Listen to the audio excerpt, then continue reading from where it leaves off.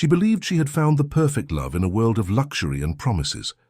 But slowly, her steps began to be watched, and her choices silenced.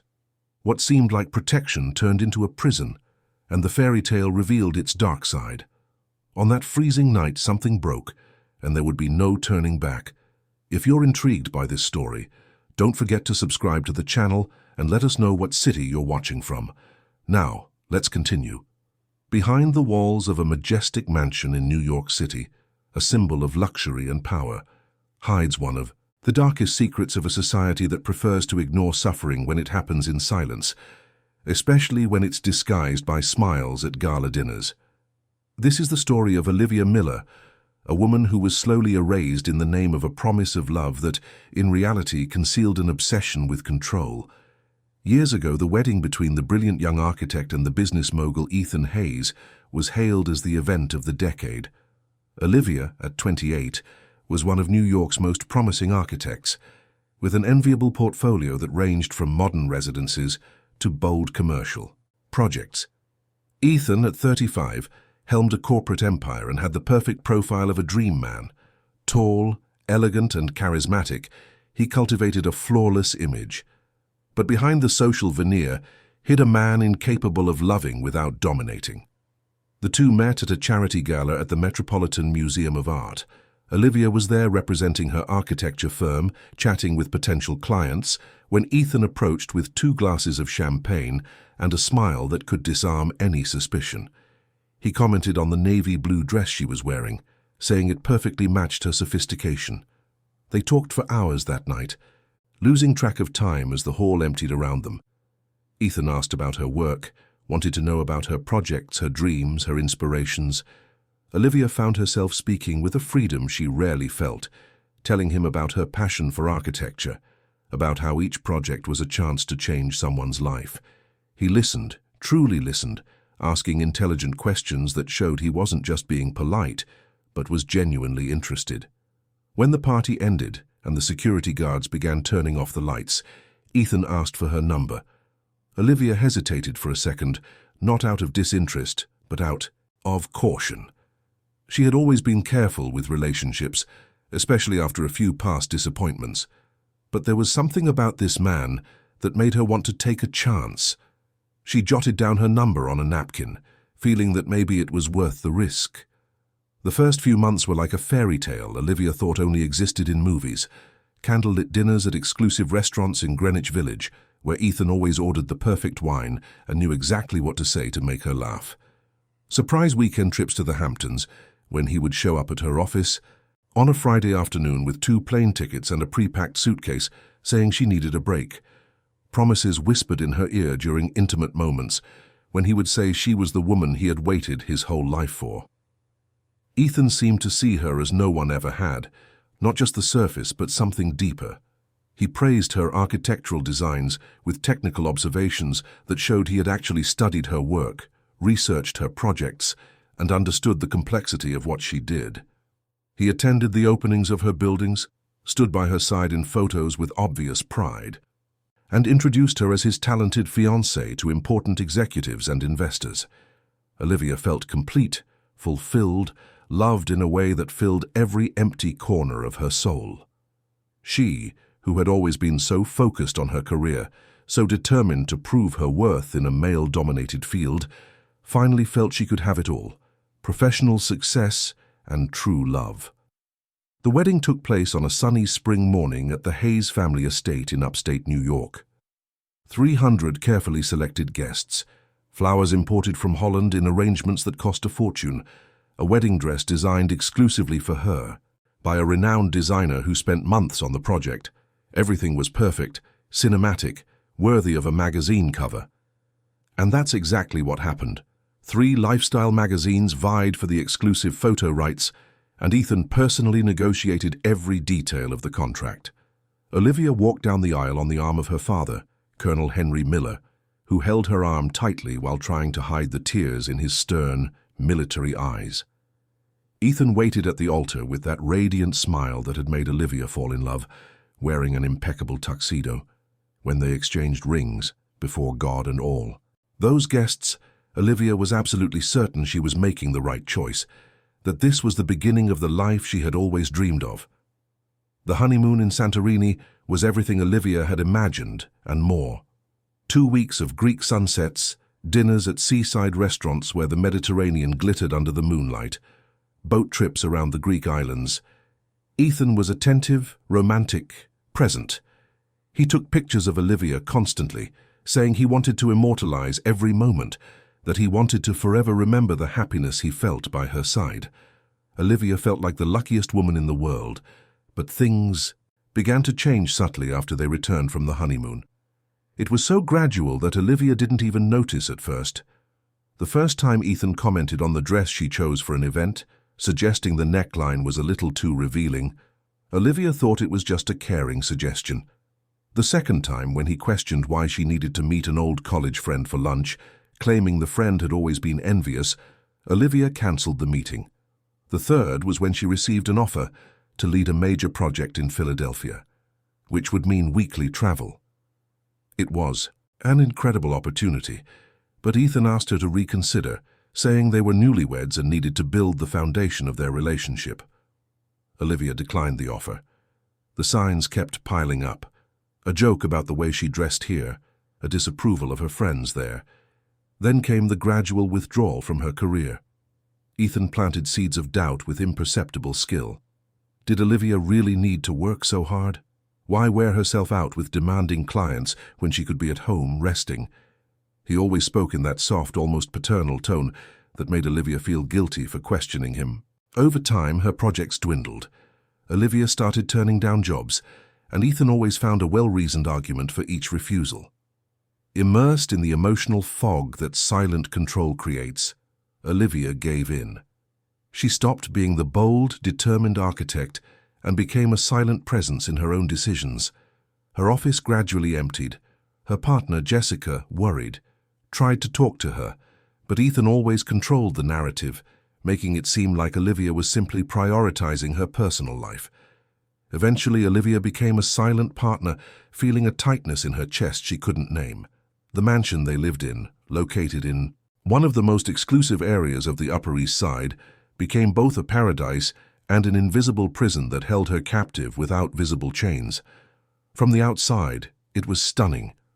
A 3-story modernist structure designed by an award-winning architect with immaculate gardens that looked like they were straight out of a design magazine, a heated infinity pool that reflected the New York sky, a private gym equipped with the best machines, and a home theater with Italian leather armchairs. Inside, despite all the luxury, Olivia felt the walls closing in day by day, as if the air were growing thinner. Ethan had installed security cameras everywhere, in every room, every hallway, every corner of the property, justifying it as a necessary protective measure for people of their status. He said they had assets to protect, that successful businessmen attracted envy and resentment, that you could never be too safe.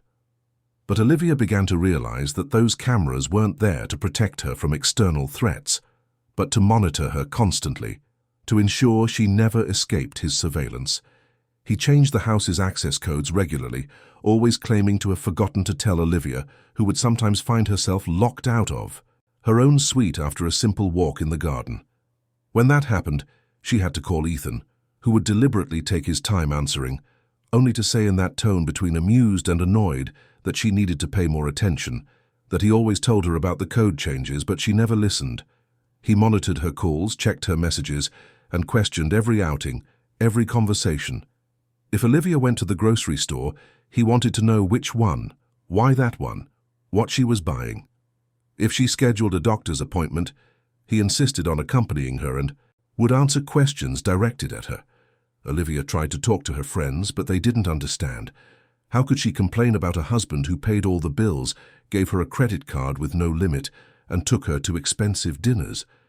How could she explain that she felt suffocated when, in everyone else's eyes, she was living a fairy tale? The few times she tried to express her discomfort, her friends downplayed it. Jealousy was a sign of love. Protection was a sign of care. Olivia was being too demanding. And so, without realizing it, Olivia became more and more isolated, until the pregnancy happened. Olivia found out alone on a Tuesday morning, staring at the positive test with an intense mix of emotions: joy, fear, hope, dread, all at once. When she told Ethan, he hugged her tightly, and in that moment, Olivia saw something in his eyes she hadn't seen in a long time. Genuine tenderness. He knelt and kissed her belly. Olivia felt tears stream down her face and allowed herself to feel real hope. She believed a child would bring light to the man she was still trying to see beneath the layers of control. The first few months of pregnancy were relatively calm. Ethan became more present, more attentive. He accompanied her to every doctor's appointment, meticulously noting every piece of advice from the obstetrician. He bought the most expensive vitamins, hired a private nutritionist. He came home with bags of baby clothes. He commissioned the renovation of a room to turn it into the most incredible nursery. Olivia allowed herself to dream again, to imagine a happy family, a different future. But the illusion was short-lived. As the pregnancy progressed, Ethan became controlling again, now with an even more powerful justification. He was protecting not just Olivia, but their child, his heir. Olivia could no longer go out alone because she was pregnant. She couldn't drive, have visitors without supervision, or exercise without his approval. The pregnancy became another instrument of control. And the worst part was that society was on his side. Everyone agreed that a pregnant woman needed special care, that Ethan was being wonderfully attentive. Olivia felt increasingly isolated, trapped, suffocated. Her father, Colonel Henry Miller, a respected former military officer who had founded an international private security firm, had been subtly pushed out of her life. Ethan had planted seeds of discord, insinuating that his father-in-law was too controlling, too rigid because of his military past, that he didn't approve of the marriage. Olivia, exhausted and confused, had ended up distancing herself from her father. Colonel Henry felt his daughter's distance like a deep wound. He had tried calling countless times, but Olivia always had an excuse. He sent texts that went unanswered for hours. The old soldier felt helpless. He couldn't invade his adult daughter's life, couldn't force her to see him. But his gut instinct insisted that something was wrong. He even discreetly hired an agent to watch his daughter from a distance. The report was disturbing. Olivia rarely went out and always with company. She seemed thinner, paler. Her smile looked forced, empty, but there was nothing concrete to justify an intervention. And that tormented Henry. It was on a freezing January night that everything began to fall apart. Olivia, now 6 months pregnant, asked for something simple. She wanted to visit the grave of her mother, Helen, who had died of cancer 5 years earlier. It was the anniversary of her passing, a date Olivia always honored religiously. It was a tradition. She would go to the cemetery with flowers, spend hours there talking to her mother in her mind. Helen had always been her confidant, and Olivia kept this ritual to keep their connection alive. But Ethan refused with that cold firmness. He said it was too cold, that Olivia could get sick, develop pneumonia, and put the baby at risk. He said cemeteries had heavy energy, that she could say a prayer at home. Olivia, for the first time in months, insisted. She said no, it wasn't the same, that she needed to go, that it was important. She said she would bundle up but was going to the cemetery with or without him. Ethan, realizing he was losing control, that Olivia was daring to challenge him, felt a deep irritation he couldn't hide. His expression changed, the smile vanished, and in its place, something darker emerged.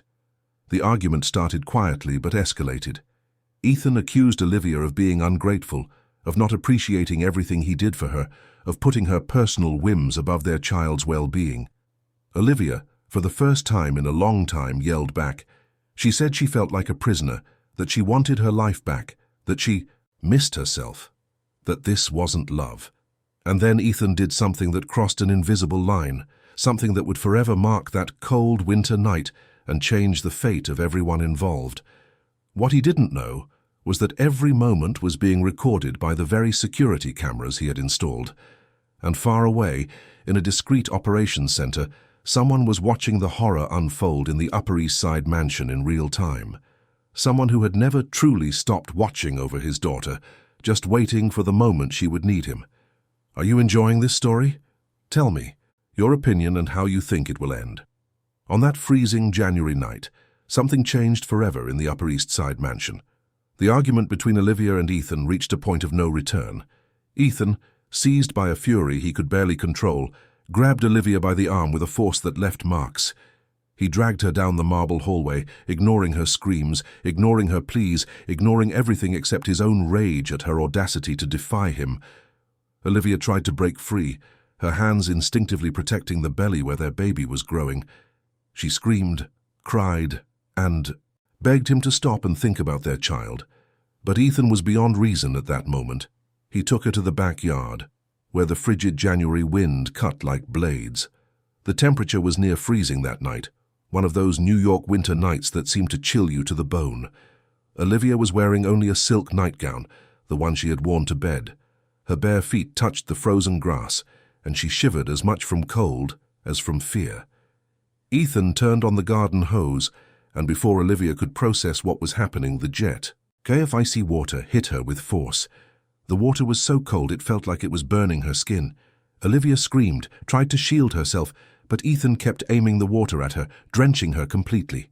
As this happened, Olivia felt the baby move inside her, as if it too were feeling its mother's panic.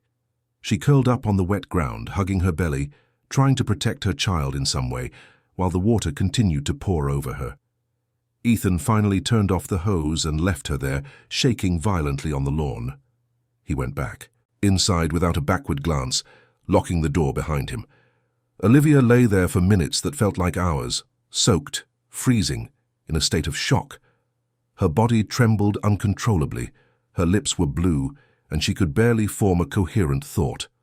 All she could do was hug her belly and whisper apologies to her baby, promising she would protect him, that she would get them out of this situation somehow.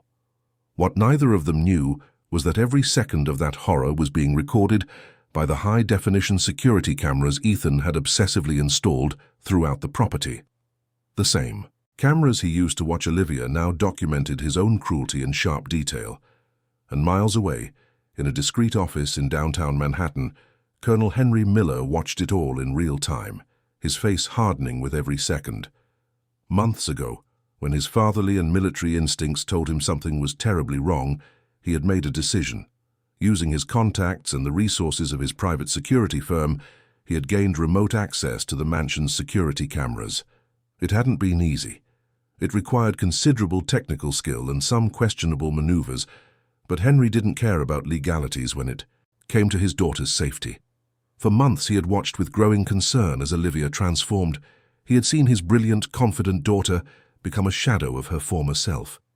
He had seen the moments when Ethan controlled her, manipulated her, isolated her. But he hadn't had enough concrete evidence to intervene, not until tonight.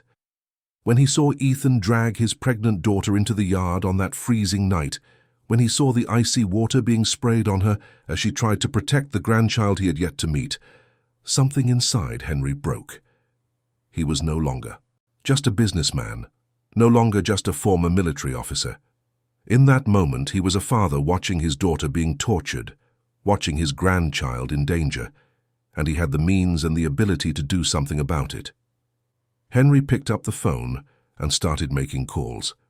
Each call activated a piece of a meticulously planned operation, an operation he had hoped he would never have to execute, but for which he had been preparing ever since he realized Ethan Hayes' true nature. In less than 30 minutes, 4 armored vehicles and 2 helicopters were en route to the Upper East Side mansion. The team Henry mobilized was not made up of ordinary security guards. They were ex-special forces, men and women trained for high-risk rescue operations. Each one had been carefully selected. Each one knew exactly what to do. While the operation was being assembled, Olivia was still in the yard, now managing to get to her feet with difficulty. She staggered to the back door and tried to open it, but Ethan had locked it from the inside. She pounded on the door, her frozen hands barely able to muster enough force.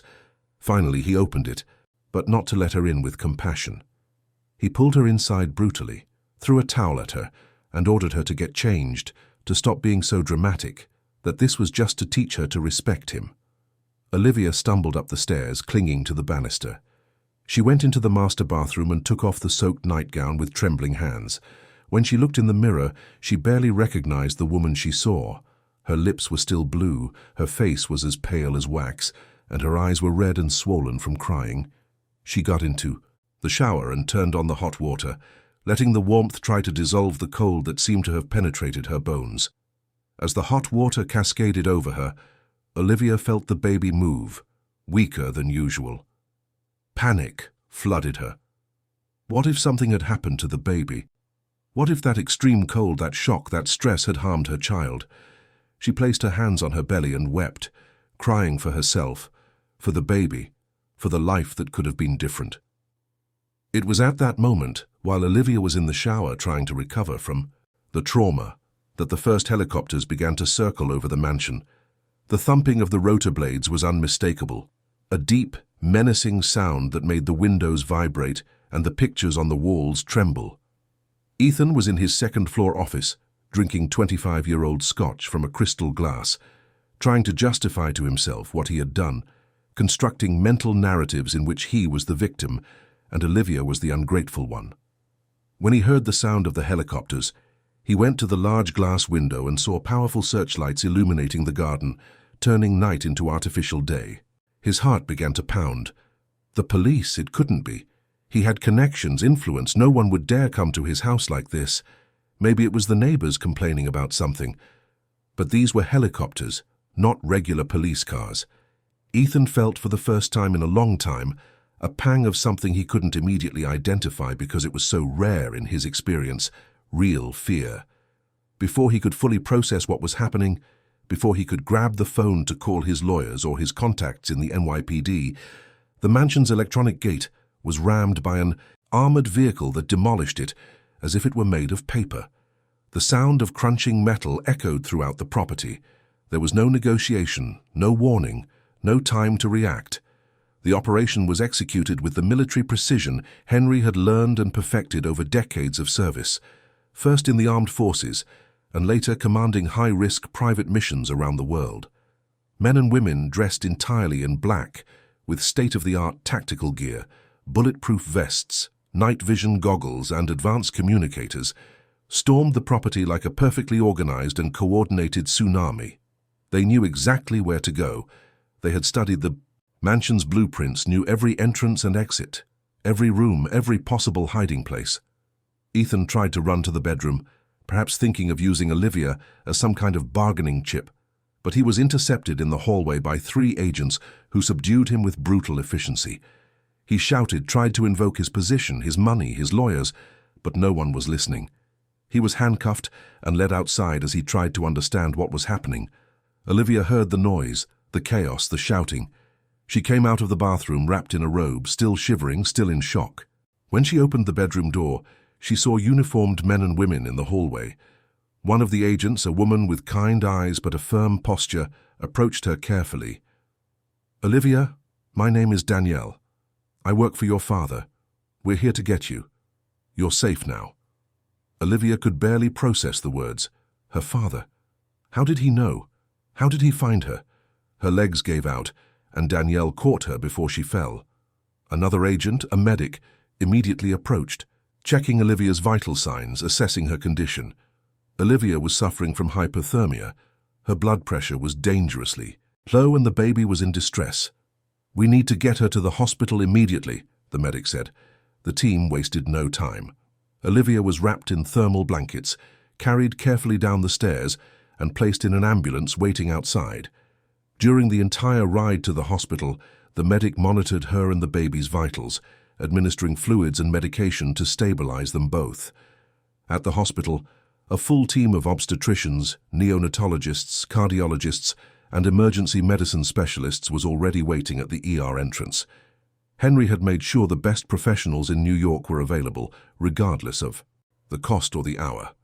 Olivia was taken directly to a state-of-the-art trauma room, where a team of 8 doctors and nurses worked simultaneously, each focused on a specific aspect of her critical condition. They monitored her vital signs minute by minute, administered drugs to stabilize her dangerously low blood pressure, applied treatments to reverse the hypothermia, and, most importantly, constantly monitored the baby's heartbeat via real-time ultrasound. The extreme cold Olivia had been exposed to, the devastating emotional shock, the extreme physical stress, all of it had put the baby at significant and immediate risk. The doctors worked with urgency, but without panic, their experienced hands doing what they had been trained to do over thousands of hours of practice and years of experience. Henry arrived at the hospital 15 minutes later, driving his own car at a speed that defied all traffic laws, but he didn't care. His face showed a complex mixture of deeply contained rage, a worry that was physically painful, and a steely determination that everything would be okay, because he would not accept any other possibility. He waited outside the trauma room, pacing the sterile hallway, his large, calloused hands clenched into fists so tight, his knuckles turned white. This man who had commanded military operations in war-torn countries, who had negotiated hostage releases with terrorist groups, who had faced life-or-death situations countless times without flinching, had never felt so completely helpless as he did in that endless moment, waiting for news about his daughter and his unborn grandchild. The minutes dragged on like hours. Every time the trauma room door opened and a nurse or doctor came out, Henry would turn immediately, hopeful and anxious, only to see the person walk past him down another corridor. He thought about everything he could have done differently, how he could have noticed sooner, how he had let his daughter remain in the hands of that monster for so long. Finally, after what felt like a frozen eternity, after 2 hours and 43 minutes that Henry counted second by second, the head physician came out. It was Dr. Michael Peterson, one of the most respected obstetricians in the country, with whom Henry had spoken personally on the phone during the drive to the hospital. Henry turned immediately, his heart pounding so hard he could hear it in his own ears. The doctor, a man in his 50s, with greying hair and tired but kind eyes, offered a small but reassuring smile as he removed his surgical mask. "Colonel Miller, your daughter is stable now. It was intense, I won't lie, but she's strong. Stronger than we thought. The hypothermia has been reversed, her blood pressure is normalizing, and most importantly, the baby held on. He's a strong little guy, like his grandfather. But we need to keep her under close observation for the next 48 hours at least. Her body went through significant trauma, and we want to make sure there are no delayed complications." Henry felt his legs, accustomed to miles-long marches with heavy gear, weaken with a relief so profound it almost brought him to his knees. He had to lean against the wall for a moment, closing his eyes and taking a deep breath, letting the information sink in. His daughter was alive. His grandson was alive. They were going to be okay. When he opened his eyes again, tears were streaming down the face, weathered by years of sun and wind and battles. "Can I see her?" he asked, his voice hoarse with restrained emotion. "Yes, of course, she's awake and asking for you." Henry followed the doctor down white corridors, lit by fluorescent lights, to a private room on the 3rd floor. When he finally opened the door and entered the room where Olivia lay on the hospital bed, connected to several gently beeping monitors and IV bags dripping essential medications, he felt his heart break and mend all at once. She looked so small in that bed, so fragile, her face still pale, but already regaining some color. Her eyes, those eyes he had known since she was a 2-day-old baby he had held for the first time, afraid he might break her, were open and fixed on him. Olivia looked at her father, and for the first time in years, since before the wedding, since before Ethan entered her life and built those invisible walls between her and everyone who loved her, she let the tears fall freely without trying to hide them, without trying to be strong, without trying to pretend everything was okay. Henry approached the bed with careful steps, as if she might shatter with any sudden movement, and took her hand with a gentleness that contrasted with his large, rough hands. "I'm so sorry, Dad," Olivia whispered, her voice weak. "I should have listened to you, I should have seen it." "No, my girl," Henry said, his voice thick with emotion. "You have nothing to be sorry for. None of this is your fault. You were the victim of a manipulative and dangerous man. But it's over. I promise you he will never get near you or my grandson again." And as father and daughter reconnected after so much time apart, as Olivia finally allowed herself to feel safe again, on the other side of the city, Ethan Hayes was being taken to a police precinct, his life of luxury and power crumbling around him faster than he could have ever imagined. "I'm so sorry, Dad," Olivia whispered, her voice weak and choked with emotion. "I should have listened to you from the beginning. I should have seen who Ethan really was. I was so blind, so naive. I let him push me away from you, from my life, from everything I was." "No, my girl," Henry said, his voice firm despite the tears streaming freely down his face. "You have absolutely nothing to apologize for. None of this, do you hear me? None of this is your fault. You were the victim of an extremely manipulative and dangerous man, a man who knew exactly how to use your love against you, how to twist your insecurities, how to make you doubt yourself. But it's over. I promise you, and I promise my grandson, that man will never get near you again. Ever." They stayed like that for long minutes, father and daughter reconnecting through silence and tears, through the simple touch of their intertwined hands. No more words were needed in that moment. Each other's presence was enough. It was everything. It was the beginning of a healing that would be long and difficult, but that could finally begin. The following days in the hospital were a complex mix of physical recovery and emotional awakening for Olivia. Her body, young and naturally resilient, began to heal quickly under the attentive care of the medical team. The hypothermia was completely reversed, and her body temperature stabilized.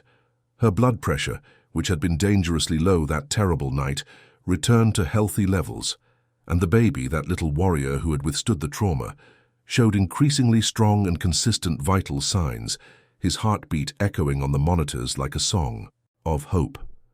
But it was her mind, her heart, her deeply wounded soul that needed much more time and care to process everything that had happened over the past few years. Henry practically moved into the hospital during that crucial first week.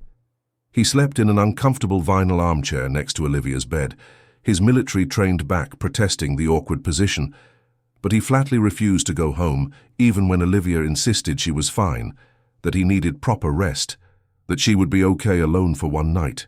He couldn't leave her, not after being absent from her life for so long, not after nearly losing her. He was there when she woke up in the morning, often before she even opened her eyes, already sitting in the chair reading the news or answering emails on his laptop. He was there when she fell asleep at night, his firm, protective presence warding off the nightmares. He was there for every doctor's visit, asking technical and detailed questions, ensuring his daughter was receiving the absolute best care possible, accepting nothing less than excellence. He was there when Olivia had terrible nightmares, waking up terrified in the middle of the night, drenched, in a cold sweat and shaking, reliving the trauma of that freezing night in the yard, or other moments of control and humiliation Ethan had inflicted. The hospital also provided a trauma-specialized psychologist, Dr. Sarah Jenkins, a woman in her 40s with a soft voice but a strong presence. She began working with Olivia from the second day, helping her process not only the violence of that final night, but the years of emotional manipulation and psychological control that preceded it. Olivia learned there was a name for what she had experienced: coercive control. It didn't require constant physical violence. To be serious, the psychological violence was just as real, just as damaging, just as traumatic. While Olivia recovered in the hospital on the other side of the city, Ethan Hayes' world was imploding in a spectacular and public fashion. The security camera footage, the very cameras he had installed to control Olivia, was handed over to the authorities. There was no denying it, no explaining it away. There he was, in high definition, dragging his pregnant wife into the yard on a freezing night and subjecting her to treatment that bordered on torture. The press seized the story with astonishing veracity and didn't let go. It was exactly the kind of scandal the public loved: wealth, power, hypocrisy, and violence hidden behind perfect facades. The tabloids blared shocking headlines in bold letters: "Billionaire mogul arrested for assaulting pregnant wife." "Security cams reveal horror in Upper East Side mansion." "Real estate tycoon accused of coercive control and domestic violence." "Prince Charming was a monster. The fall of Ethan Hayes." The gossip and lifestyle magazines, the same ones that just a year earlier had covered Ethan and Olivia's wedding as the social event of the year, dedicating pages to imported flowers and the designer dress, now dedicated entire issues to dissecting the sordid details of the relationship, publishing old photos of the couple where body language experts pointed out signs of control no one had noticed at the time. Social media exploded like never before. The hashtag with Olivia's name became one of the top trending topics in the country for weeks. Women who knew Olivia, who had watched her gradually fade after the wedding, but hadn't understood what was really happening, began to speak out, sharing their observations and regrets for not having acted. Friends she had lost touch with over the years shared emotional memories of how Olivia had changed, how her light had dimmed, how Ethan was always there in the background, always supervising, always controlling every interaction. Colleagues from her architecture firm gave television interviews about how Olivia, one of the most brilliant and promising professionals in modern architecture in New York, had simply vanished from professional life after getting married, as if swallowed by an invisible black hole. Domestic violence organizations used the case as an example in their educational campaigns, showing that coercive control can happen to anyone, in any social class, and that often the most visible victims are the most isolated. Psychologists were invited onto talk shows to explain the dynamics of manipulative relationships, how to identify the early signs of control, and how to help someone trapped in such a situation. Ethan's fall was swift and brutal. His partners in the corporate group immediately distanced themselves, issuing statements affirming they did not condone his actions and that he was being removed from all company decisions. Investors pulled their funding. Contracts were cancelled. His carefully constructed reputation, built over years, crumbled in a matter of days. The authorities, armed with the irrefutable evidence from the recordings and Olivia's detailed testimony, filed a series of formal charges. The accusations included aggravated domestic assault due to Olivia's pregnancy, false imprisonment, tax fraud. As investigations revealed, Ethan had used shell companies to hide assets, and financial abuse, as he had completely controlled Olivia's finances and prevented her from accessing her own money. Ethan tried to use his money and influence to protect himself, hiring the most expensive and well-known lawyers in New York. He tried to argue that the recordings were illegal, that they had been obtained without a warrant, that he was being persecuted. But none of it worked. The evidence was too clear, the damage too obvious, and public opinion was entirely against him. His fortune, which he had always used as a symbol of his power and superiority, began to be frozen and directed toward reparations. The judges ordered astronomical sums in alimony and child support for Olivia and the baby. The Upper East Side mansion, that symbol of luxury that had been Olivia's prison, was put up for sale to cover part of the damages. Everything Ethan had built, everything he had used to impress and control, was being systematically dismantled. Olivia followed all of this through the newspapers Henry brought to the hospital, though he tried to shield her from the media exposure. She felt a complex mix of emotions.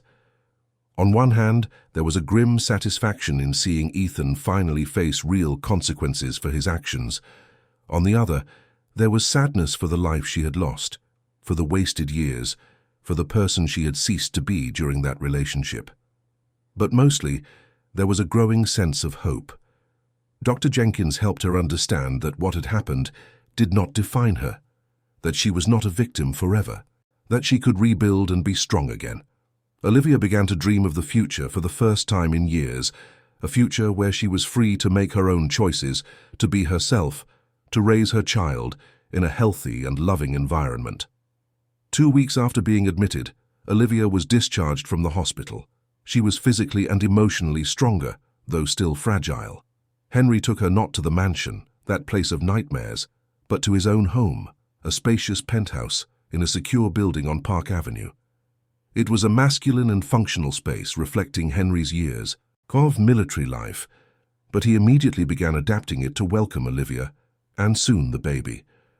Olivia settled into the spacious guest room, which had a beautiful panoramic view of the city, where she could see the metropolis pulsing with life below.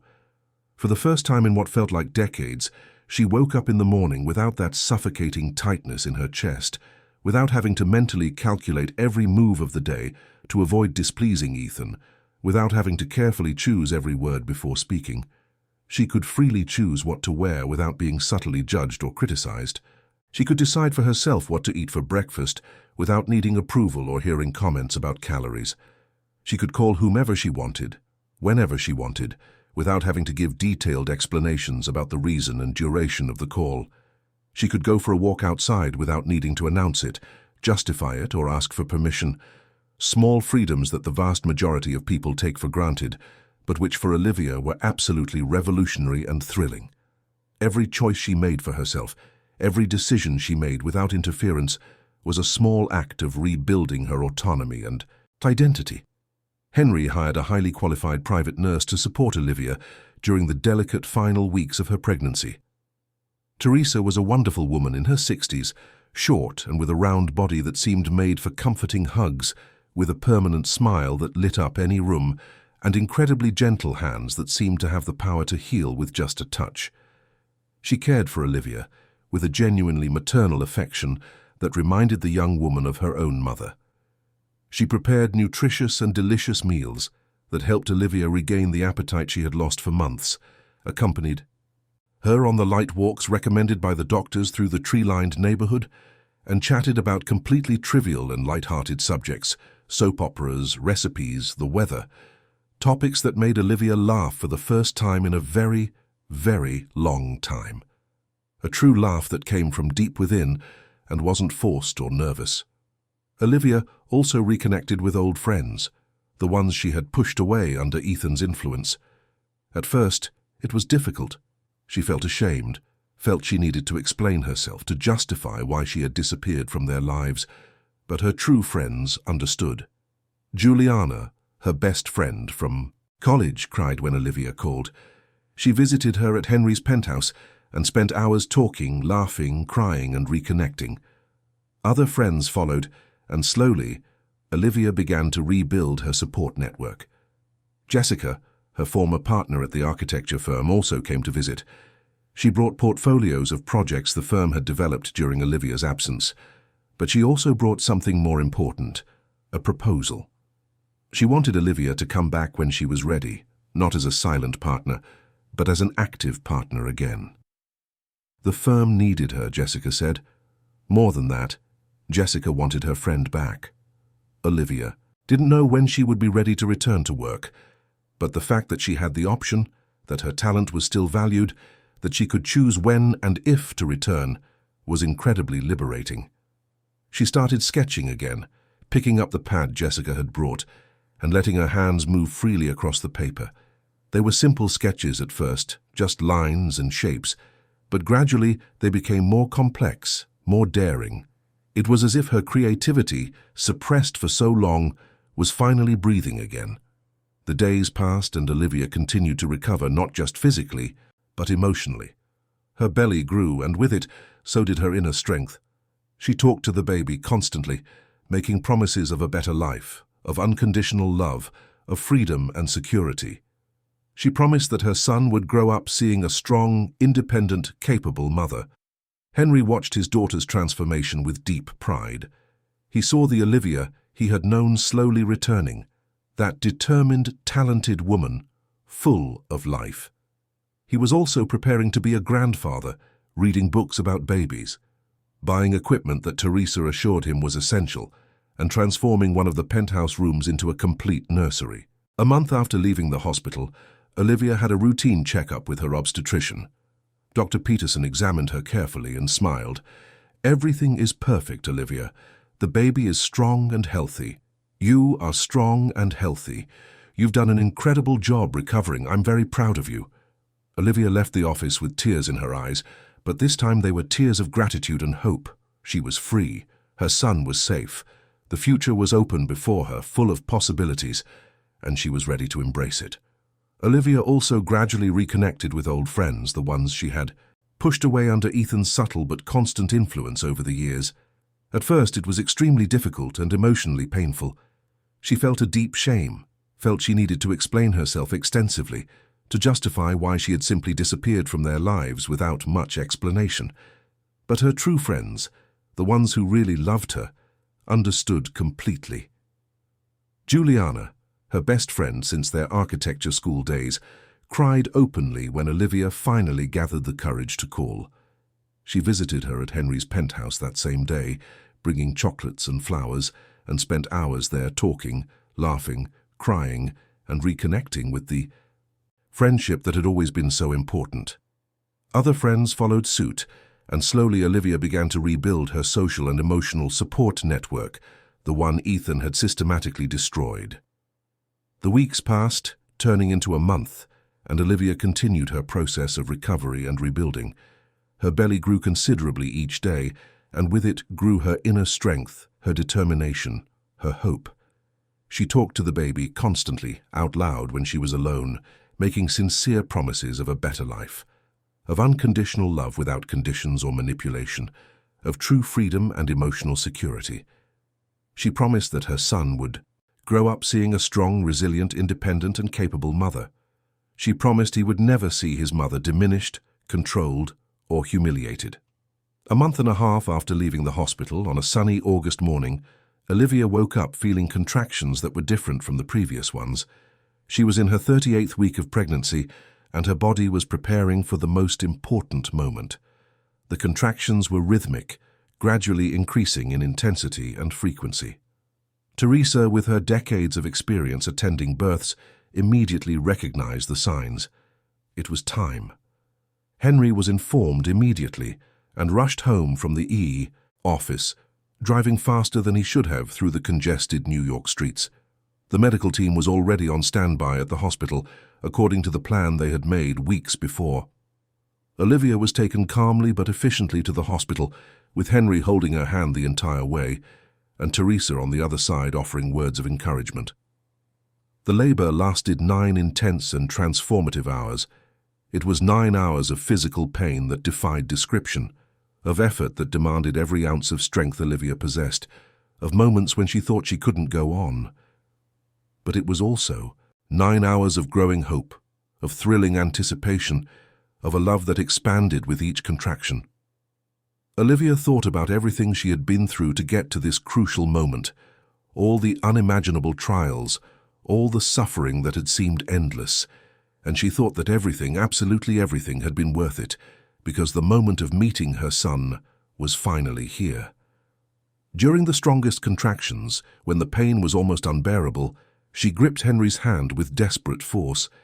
He was there, unwavering, whispering words of encouragement, reminding her that she was strong, that she had already overcome much worse, that she could do this.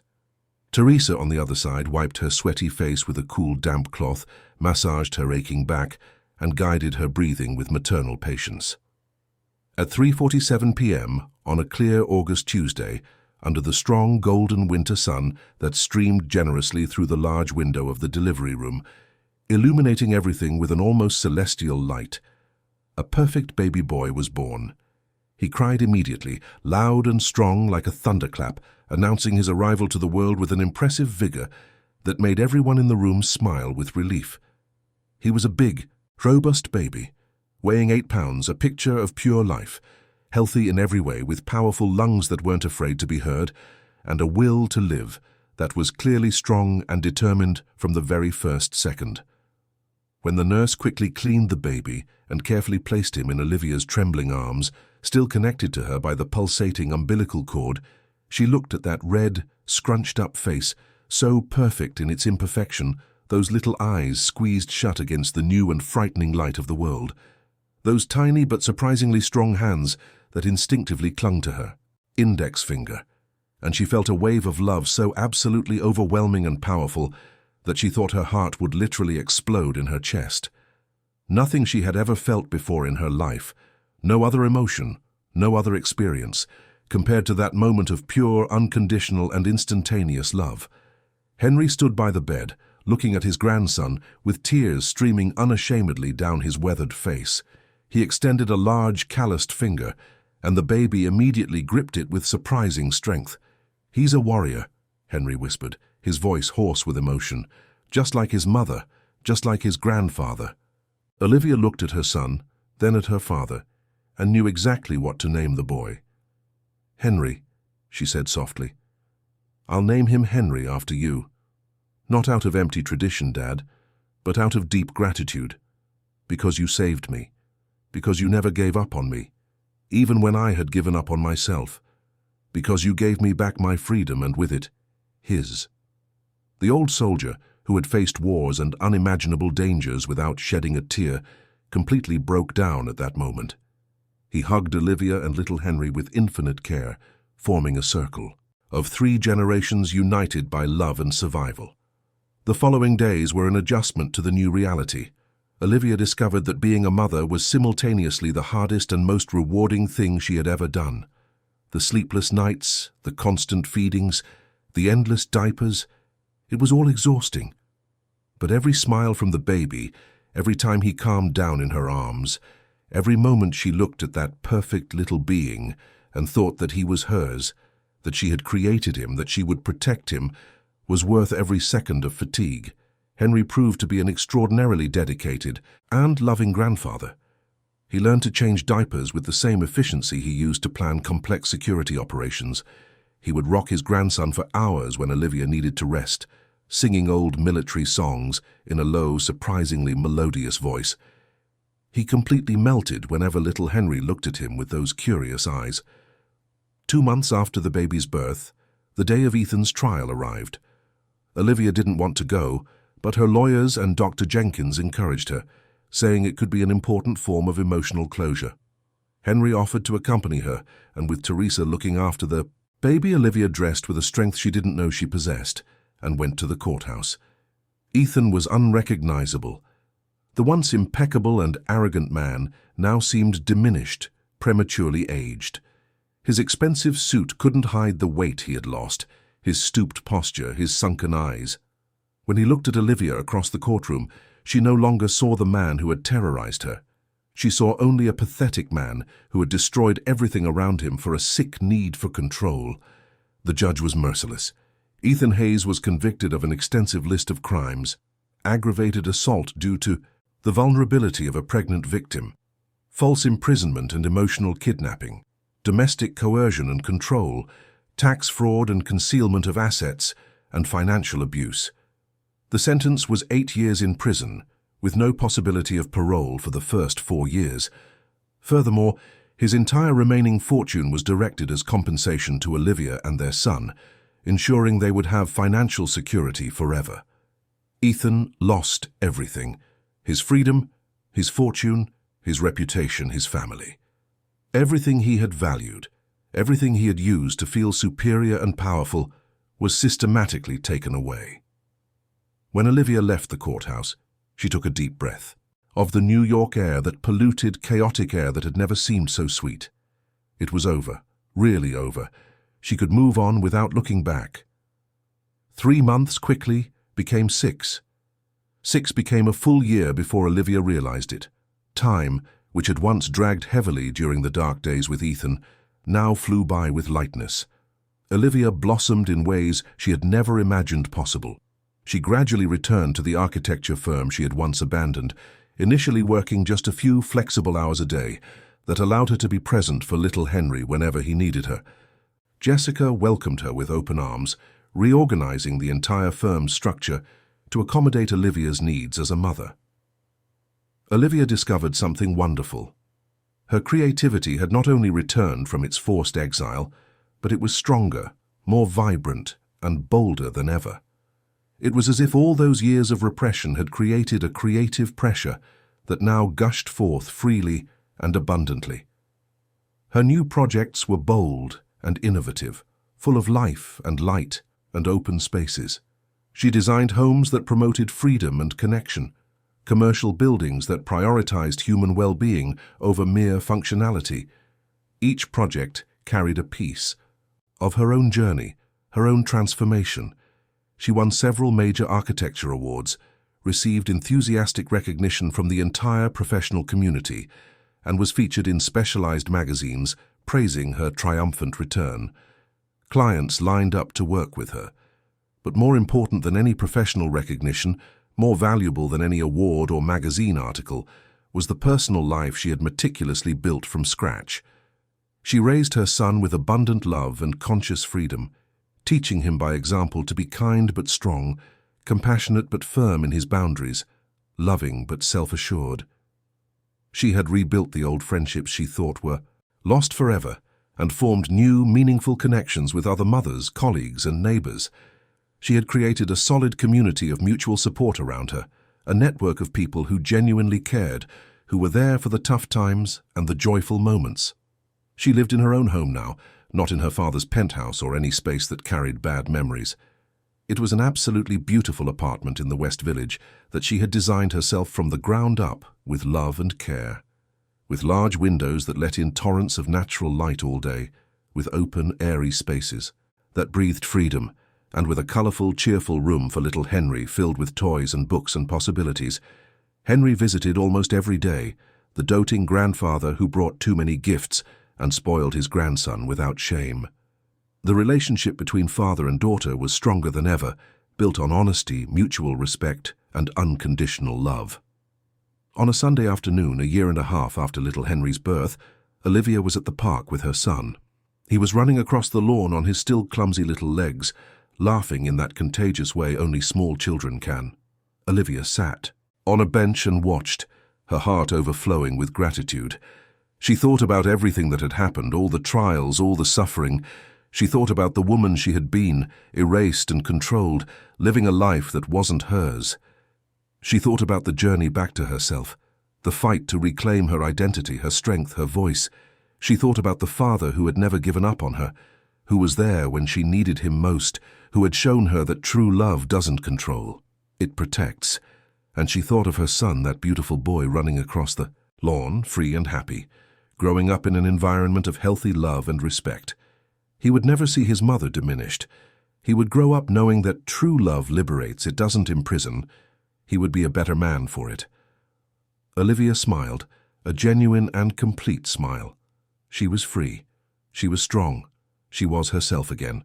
And the future, that future that had once seemed so dark and hopeless, now shone before her, full of infinite possibilities.